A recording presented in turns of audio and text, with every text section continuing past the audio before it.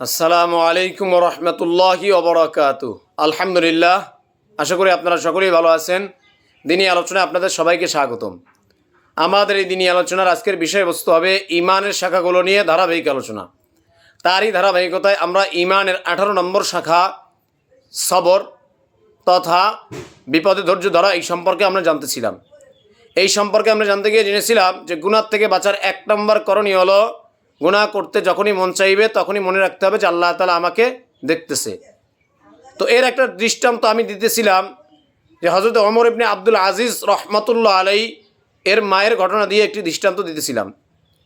তো আমি বলেছিলাম যে ওমরে ফারুক রাদিয়াল্লাহু তাআলা আনহু তিনি তার সাথী খাদেম আসলাম রাদিয়াল্লাহু তাআলা আনহুকে নিয়ে তিনি রাত্রিবেলা রাজ্যকে দেখাশোনার জন্য তিনি ঘোরাফেরা করতেন। তো একদিন এক ঘরের দেয়ালে হেলান দিয়ে ক্লান্ত হয়ে বসলেন তারা। বসার পরে ঘর থেকে কিছু কথাবার্তা শুনলেন, সেগুলো তারা কথাবার্তা হচ্ছিল সেগুলো তারা শুনলেন।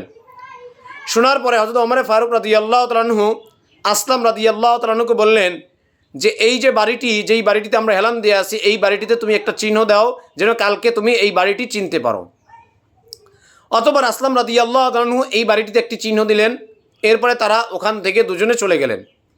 যাওয়ার পরে পরের দিন দিনের বেলা হযরত ওমর ফারুক রাদিয়াল্লাহু তাআলা আনহু আসলাম রাদিয়াল্লাহু তাআলা আনহুকে বললেন যে কালকে রাত্রে যেই ঘরটিতে আমরা হেলান দিয়ে বসেছিলাম, যেই ঘরের মধ্যে মা এবং মেয়ে কথোপকথন করতেছিল, ওই ঘরে ওই বাড়িতে তুমি যাও, যে তাদের হালত, তাদের অবস্থাটা, তাদের একটু খোঁজখবর তুমি নিয়ে আসো। তো হযরত আসলাম রাদিয়াল্লাহু তাআলা আনহু দিনের বেলা ওই বাড়িতে গেলেন। যাওয়ার পরে ওই মা এবং ওই মেয়ের হালত সম্পর্কে, তাদের অবস্থা সম্পর্কে তিনি জিজ্ঞাসা করলেন, খোঁজ খবর নিলেন। খোঁজ খবর নিয়ে তিনি জানতে পারলেন যে এই মেয়েটি অবিবাহিত, মেয়েটির বিবাহ হয়নি। তো এই খোঁজ খবর নেওয়ার পরে হযরত আসলাম রাদিয়াল্লাহু তাআলা আনহু তিনি আমিরুল মুমিনিন হযরত ওমর ফারুক রাদিয়াল্লাহু তাআলা আনহুর দরবারে এসে ওমর ফারুক রাদিয়াল্লাহু তাআলা আনহুকে এই বিষয়টি অবহিত করলেন যে তারা দুধের ব্যবসা করে এবং এই মা মেয়ে তারা এই ঘরের ভিতরে থাকে, এর মেয়েটির বিবাহ হয়নি। তো এই কথা বলার পরে ওমর ফারুক রাদিয়াল্লাহু তাআলা আনহু বললেন আসলাম রাদিয়াল্লাহু তাআলা আনহুকে যে হে আসলাম, যাও গিয়ে তাদের উভয়কে ধরে নিয়ে আমার কাছে আসো।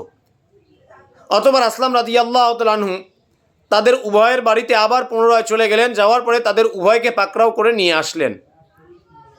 আসার পরে ওমর ফারুক রাদিয়াল্লাহু তাআলা আনহুর দরবারে যখন তাদের উভয়কে হাজির করলেন, করার পরে ওমর ফারুক রাদিয়াল্লাহু তাআলা আনহু তার 3 সন্তান আব্দুর রহমান, আব্দুল্লাহ এবং আসেম রাদিয়াল্লাহু তাআলা আনহুম, এই 3 জনকে ডেকে পাঠালেন।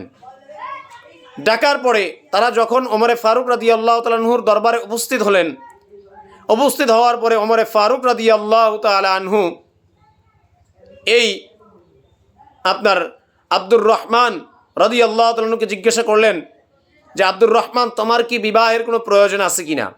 এর আগে আরও বহু ঘটনা আছে, সেগুলো আমি বলতেছি না, সংক্ষেপে বলতেছি। তো আব্দুর রহমান রাদিয়াল্লাহু তাআলা আনহু তিনি বললেন যে না বাবা, আমার বিবাহের প্রয়োজন নেই, আমার স্ত্রী আছে। এরপরে আব্দুল্লাহ রাদিয়াল্লাহু তাআলা আনহুকে জিজ্ঞাসা করলেন যে আব্দুল্লাহ, তোমার কি বিবাহের কোনো প্রয়োজন আছে কিনা? তো আব্দুল্লাহ রাদিয়াল্লাহু তাআলা আনহু বললেন যে না, আমার বিবাহের কোনো প্রয়োজন নেই। এরপরে ওমর ফারুক রাদিয়াল্লাহু তাআলা তিনি তার 3 নম্বর সন্তান আসেম রাদিয়াল্লাহু তাআলা আনহুকে জিজ্ঞাসা করলেন, আসেম, তোমার বিবাহের প্রয়োজন আছে কিনা? তো তখন আসেম রাদিয়াল্লাহু তাআলা আনহু বললেন যে বাবা, আমার বিবাহের প্রয়োজন আছে, আমার স্ত্রী নেই, আমার বিবাহের প্রয়োজন আছে। তো তখন ওমর ফারুক রাদিয়াল্লাহু তাআলা আনহু আসেম রাদিয়াল্লাহু তাআলা আনহুকে বললেন যে ওই যে যুবতী মেয়েটিকে তুমি দেখতেছো, এই মেয়েটিকে তুমি বিবাহ করবে। এই কথা আসেম রাদিয়াল্লাহু তাআলা আনহুকে বললেন।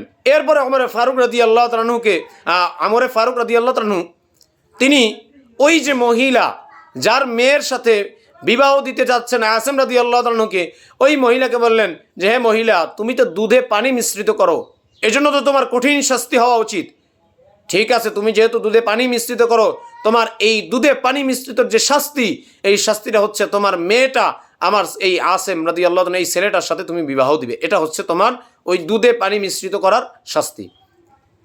তো ওমর ফারুক রাদিয়াল্লাহু তাআলা আনহু এই আসেম রাদিয়াল্লাহু তাআলা আনহুর সাথে ওই যুবতী মেয়েকে কেন বিবাহ দিল? কেননা ওই মেয়ে আল্লাহ ভীরু ছিল, ওই মেয়ে আল্লাহ তাআলাকে ভয় করত। এই ভয়ের কারণে ওমর ফারুক রাদিয়াল্লাহু তাআলা তার নিজের সন্তান আসিম রাদিয়াল্লাহু তাআলার সাথে ওই মেয়ের বিবাহ দিল। তো এইভাবে কেন বিবাহ দিল? কারণ ওই মেয়েটি তার মাকে বলেছিল যে মা, তোমাকে দুনিয়ার কেউ দেখতেছে না, তোমাকে ওমর দেখতেছে না, কিন্তু তোমাকে তো তোমার মালিক যিনি তোমাকে সৃষ্টি করেছে, আমাকে যিনি সৃষ্টি করেছে, ওমরকে যিনি সৃষ্টি করেছে, তিনি সর্বদা দেখতেছেন, তাহলে তুমি কিভাবে দুধের মধ্যে পানি মিশ্রিত করো? এইভাবে আল্লাহ তাআলাকে ভয় করছেন। এই আল্লাহ ভীরু হওয়ার কারণে আসিম রাদিয়াল্লাহু তাআলার সাথে ওমর রাদিয়াল্লাহু তাআলা ওই মেয়েটাকে বিবাহ দিলেন এবং তার পুত্রবতী করে তিনি ঘরে নিলেন। কেন? কারণ আল্লাহ তাআলাকে ভয় করছে। কি কারণে? আল্লাহ তাআলা তাকে দেখতেছে। তো এইভাবে আমাদেরও আল্লাহ তাআলাকে ভয় করতে হবে। কেন? কারণ আল্লাহ তাআলা আমাদেরকে দেখতেছে। এজন্য আমাদের সবসময় গুনাহ থেকে বেঁচে থাকতে হবে। তো এই জন্যই গুনাহ থেকে বাঁচার এক নাম্বার করণীয় হলো যে যখনই গুনাহ করতে মনে চাইবে, যখনই গুনাহের দিকে নিজের নফস আগাইবে, তখনই এই চিন্তাটা করা যে আমাকে তো আল্লাহ তাআলা দেখতেছে। যেরকমভাবে ওমর ইবনে আব্দুল আজিজ রাদিয়াল্লাহু তাআলা রাহমাতুল্লাহ আলাইহি এর মায়ের ঘটনা থেকে আমরা শিখতে পারলাম যে আল্লাহ তাআলাকে কিভাবে ভয় করতে হবে, যে আল্লাহ তাআলা আমাদেরকে দেখতেছে। দুনিয়ার কেউ দেখতেছে না, কিন্তু আল্লাহ তাআলা আমাদেরকে দেখতেছে। যদি এই চিন্তা চেতনাটা রাখতে পারি, তাহলেই গুনাহ থেকে আমরা বাঁচতে পারবো। তো এই গুনাহ থেকে বাঁচার আরও কিছু করণীয় আছে। আল্লাহ যদি তৌফিক দান করেন, ইনশাআল্লাহ সেই বিষয়ে আগামী পর্বে আমি আপনাদের সামনে বিস্তারিত আলোচনা করব।